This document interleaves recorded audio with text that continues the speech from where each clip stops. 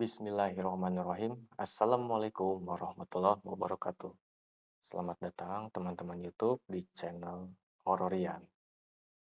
Dalam episode kali ini ada sebuah pengalaman misterius yang dikirimkan oleh Chandra dari kota Bandung, Jawa Barat. Berikut ini cerita selengkapnya. Chandra tinggal di sebuah komplek perumahan. Di antara beberapa tetangganya, ada sebuah rumah yang terletak di ujung komplek rumah Chandra. Rumah itu sudah kosong selama beberapa tahun. Pada suatu malam, Chandra ingin mengunjungi temannya yang masih sekomplek dengan rumahnya. Untuk menjangkau rumah temannya, Chandra itu harus melewati rumah kosong yang ada di ujung jalan itu. Sebenarnya, Chandra takut lewat rumah kosong di ujung jalan itu. Tapi mau bagaimana lagi? Akhirnya Chandra nekat lewat situ. Kebetulan waktu itu Chandra juga ke rumah temannya jalan kaki, dan untuk menghilangkan rasa takutnya, Chandra sambil memainkan handphone. Ketika Chandra melewati rumah kosong di ujung jalan itu, Chandra mendengarkan seperti ada suara anak kecil. Di rumah itu tidak ada lampunya sama sekali. Karena Chandra penasaran, Chandra nyalakan senter dari HP-nya. Chandra menyenter itu rumah yang sangat gelap. Chandra mencari-cari dari mana asal suara anak kecil itu.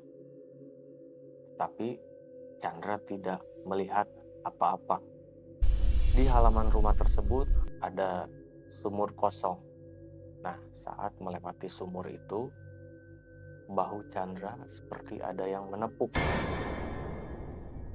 Ketika menoleh ke belakang, Chandra melihat tidak ada siapa-siapa.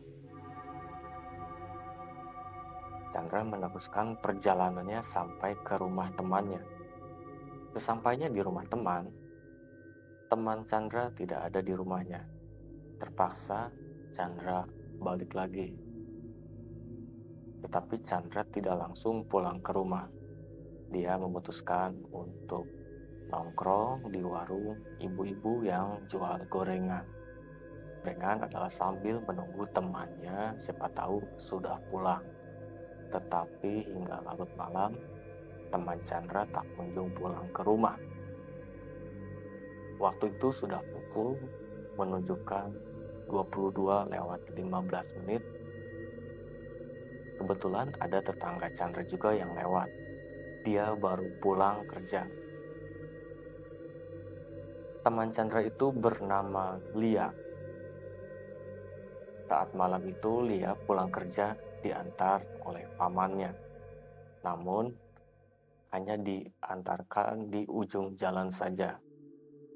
Dan akhirnya Lia harus pulang ke rumahnya dengan berjalan kaki dari ujung jalan menuju rumah kosong di komplek tersebut yang memang banyak cerita misterinya bahwa rumah kosong itu adalah rumah angker.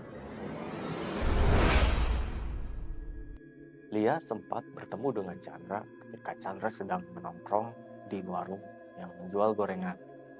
Sempat disapa. Hanya sekedar say hello. Karena sudah malam, Lia hanya say hello dan melanjutkan pulang ke rumahnya. Untuk menuju rumah Lia memang harus melewati rumah kosong itu. Akhirnya Lia lanjut pulang ke rumahnya sendirian malam itu. Namun akhirnya belum sampai 1 menit, dengan tergesa-gesa dan berteriak-teriak, akhirnya Lia balik lagi kepada Chandra di warung gorengan dengan ekspresi ketakutan. Kemudian Chandra bertanya pada Lia, "Ada apa, Lia?" Lia menjawab bahwa di rumah kosong itu ada orang sedang duduk-duduk pakai baju putih.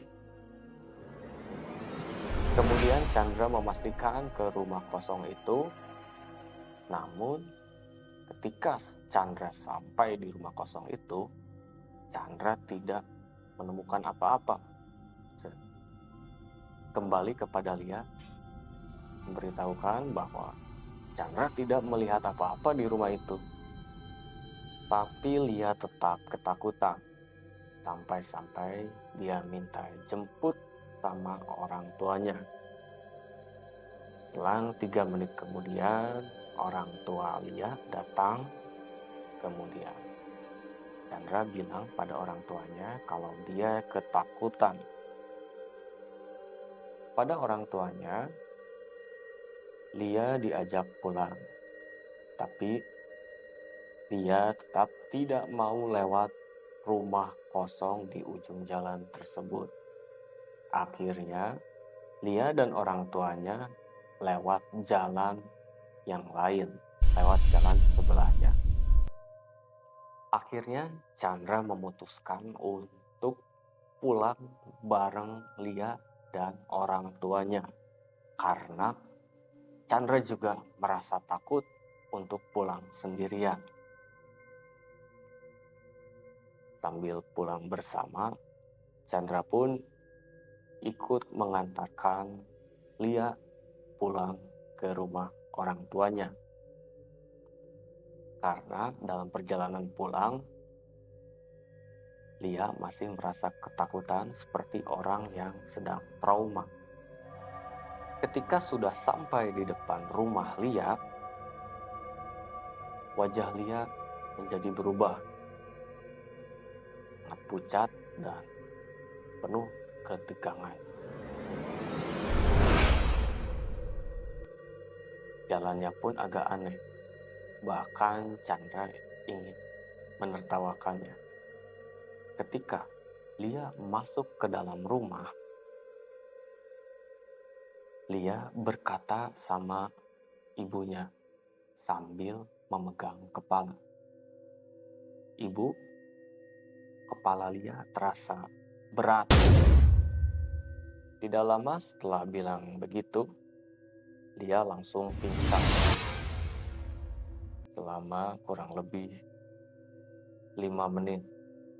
Ketika mulai siuman, matanya melek, Lia malah ketawa-ketawa. Tertawa tidak jelas. Kemudian berteriak-teriak. Rupanya Lia kesurupan. Tetangga malam itu meski sudah larut malam, banyak yang datang ke rumah. Saat itu ada seorang warga yang sudah tahu akar permasalahan kenapa Lia sampai kesurupan. Kemudian tetangga tersebut memegang tangan Lia dan kakinya supaya Lia tidak mengamuk-ngamuk. Lalu dibacakan ayat-ayat suci Al-Quran di telinganya. Tapi keanehan masih berlanjut. Yang terjadi pada Lia malah tertawa-tawa.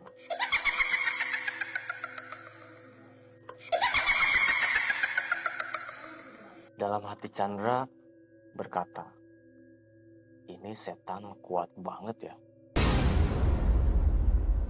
Kemudian Tia malah melototin Chandra, seperti mengetahui apa yang ada di pikiran Chandra. Keadaan Lia masih cukup genting. Para tetangga terus membacakan ayat-ayat suci Al-Quran. Sampai Pak RT datang ke rumah. Suara Lia masih saja berteriak-teriak kencang. Kemudian, tetangga Lia tersebut yang tahu akar permasalahannya meminta garam sama ibunya Lia. Garamnya diletakkan di kaki dan telapak tangan Lia. Tidak lama kemudian, Lia mulai tenang. Tidak lagi menjerit-jerit. Selang 2 menit kemudian, Lia melek. Dan Lia mulai siuman. Lia merasakan heran. Kenapa banyak sekali orang di rumahnya? Lia sudah sadar. Kemudian Chandra memutuskan untuk pulang ke rumah. Karena waktu sudah lewat dini hari, Chandra juga sudah mengantuk. Sampai di depan rumah Chandra, Chandra langsung masuk ke kamar. Tetapi ketika Chandra akan memejamkan mata, Chandra selalu kebayang waktu lihat kesurupan tadi. Yang akhirnya membuat Chandra tidak bisa tidur. Chandra melihat jam sudah pukul 1 pagi. Chandra memaksakan supaya bisa memejamkan mata agar tidur. Chandra bermaksud untuk mematikan lampu kamar.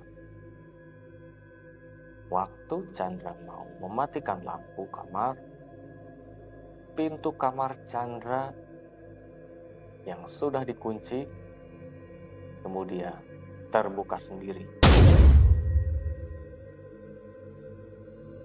Chandra pikir Chandra yang lupa mengunci atau ada hembusan angin. Akhirnya Chandra tutup pintu kembali dan kemudian dikunci.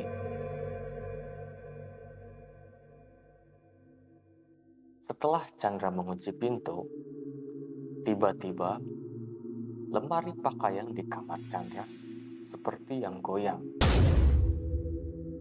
Chandra samperin lemari tersebut. Chandra buka pintu lemari perlahan-lahan, tapi tidak ada apa-apa di dalam. Bulu kuduk Chandra sudah mulai merinding. Chandra tutup lagi lemari, kemudian Chandra tiduran di ranjang. Saat itu entah kenapa Chandra jadi merasakan takut yang luar biasa. Sedangkan orang-orang di rumahnya semua sudah pada tidur.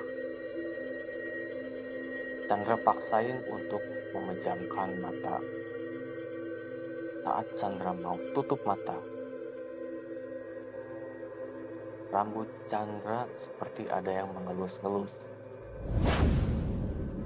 Sontak Chandra bangun dan duduk. Perasaan Chandra makin takut. Kemudian Chandra membaca ayat-ayat Al-Quran yang Chandra tahu, dan tidak lama Chandra agak merasa tenang sedikit. Dan saat Chandra mau pejamkan mata lagi, astaga, ada sesosok tubuh yang tidur di samping Chandra.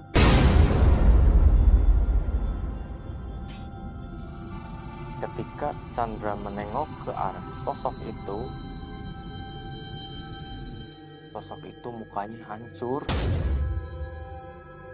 matanya merah, bajunya dekil compang-camping. Dalam sekejap, Chandra kemudian lari keluar kamar, kemudian mengetok pintu kamar orang tuanya dan memutuskan malam itu untuk tidur bersama orang tuanya. Keesokan harinya, Pak RT berencana untuk memasang lampu di rumah kosong yang berada di ujung jalan komplek, supaya tidak ada lagi kejadian-kejadian yang tidak diinginkan. Sekarang, rumah itu sudah ada yang menempati, tapi kadang juga si pemilik rumah masih suka diganggu sama makhluk halus yang ada di rumah itu. Dan menurut kabar yang ada, anak pemilik rumah itu sering bangun pada pukul 1 dini hari. Dan katanya, anaknya sering ngobrol dan main sendiri.